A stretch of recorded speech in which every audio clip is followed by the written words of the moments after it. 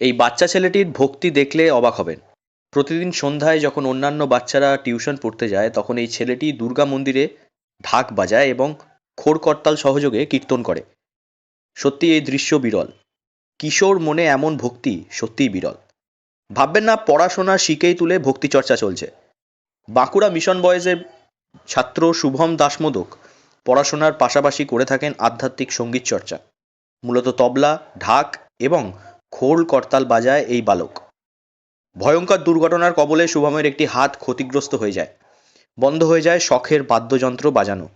মানসিকভাবে শুভম এবং তার মা মিতালি দাসমোদক অনেকটাই ক্ষতিগ্রস্ত হন। 2022 সালের দুর্গাপুজোর অষ্টমীর দিন আতশবাজি ফেটে যায় শুভমের হাতে। তারপর থেকেই শুরু হয় সংগ্রাম। শুভম দাসমোদকের মা মিতালি দাসমোদক জানান, থেকে বেশি একটা কথাই বলবো যে মা ওকে কৃপা করুক। মায়ের সন্তান ও আগের থেকেই ঢাক বাজাতো। তো 2022 সালের 3 তারিখে যে ঘটনাটা ঘটে তাতে করে আমি পুরোই ভেঙে পড়েছিলাম, যে ভাবিনি যে আমার ছেলের হাত ঠিক হবে বলে।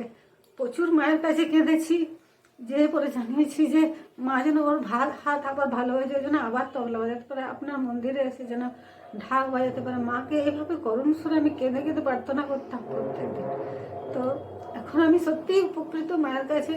প্রতিদিন সন্ধ্যা 6টায় বাঁকুড়া শহরের রামপুর দুর্গা মন্দিরে দেখতে পাবেন শুভম দাসমোদককে মা দুর্গার আরতিতে ঢাক বাজাতে। একদিন দুদিন নয়, এই অভ্যাস প্রতিদিনে। শুভম জানান মন্দিরে কাজ করতে তার ভালো লাগে, সেই কারণেই শুধু ঢাক বাজানোই নয়, পুজোর জোগাড় থেকে শুরু করে বাসন পরিষ্কার সবই করে থাকে এই ছোট্ট ছেলেটি। ফেটে রক্ত বেরিয়ে যেত, এত কষ্ট পেত, তাও ছাড়তো না বাজাতে। মানে হাতটা পুরোপুরি সারেনি তখনও বাজাতো? তখনও বাজাতো।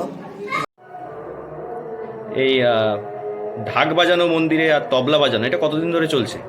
প্রায় 1 বছর। প্রায় 1 বছর চলছে। আচ্ছা, কি হয়েছিল হাতে, কি হয়েছিল? হাতে অষ্টমীর দিন বোম ফেটে গেল। তারপরে আমি ভাবতে পারিনি যে আমি তারপরে সারার পরে হাতটা তবলা ঢাক বাজাতে পারবো। কোনোদিন ভাবতে পারোনি যে হাত তবলা বা ঢাক বাজাতে পারবে? না, হাতটা সারার পর বাজাতে পারি। এখন সবকিছুই করতে পারছো। হ্যাঁ। বর্তমান সমাজে প্রযুক্তির মধ্যস্থতায় নতুন প্রজন্ম এবং যুব সমাজ দিন দিন বিজ্ঞান মনস্ক হচ্ছে। তারই মধ্যে বাঁকুড়ার ছেলে শুভমের এই ভক্তির দৃষ্টান্ত যথেষ্ট নজর কাড়া। বাঁকুড়া থেকে নীলাঞ্জন ব্যানার্জি রিপোর্ট, লোকালিটি বাংলা।